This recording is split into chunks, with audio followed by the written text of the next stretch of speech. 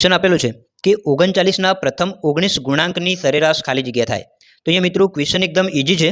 સૌથી પહેલાં તમારે સમજવાનું છે કે 39ના 19 ગુણાંકો કેટલા થાય. નોર્મલી આપણે જાણતા ના હોઈએ તો શું કરીએ, 39નો ઘડિયો 19 સુધી લખીએ અને એ સંખ્યાઓ લાવીએ અને પછી એની સરેરાશ શોધવાનો પ્રયત્ન કરીએ, બરાબર. પણ આપણે ડાયરેક્ટલી આને કેવી રીતે સોલ્વ કરવી જોઈએ.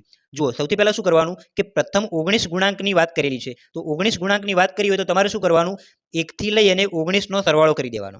1 + 19 આ બંનેનો સરવાળો કરી દેવાનો, બરાબર.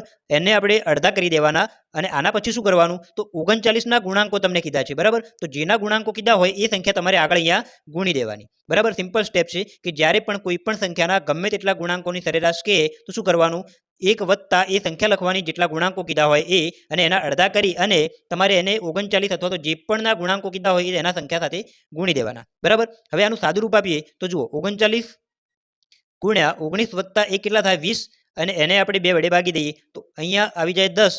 10ને હું 39 સાથે ગુણાકાર કરું તો 390 આનો ફાઇનલ જવાબ બની જાય છે. એટલે કે 39ના 19 પ્રથમ ગુણાંકોની જે સરેરાશ છે એ કેટલી બને, 390 બની જાય. હવે ઓપ્શન પ્રમાણે જોઈએ તો ઓપ્શન નંબર બી એ અહીંયા આપણો સાચો જવાબ બની જાય છે. તો આ રીતે તમે કોઈ પણ સંખ્યાના ગમે તેટલા ગુણાંકોની સરેરાશ શોધી શકો છો.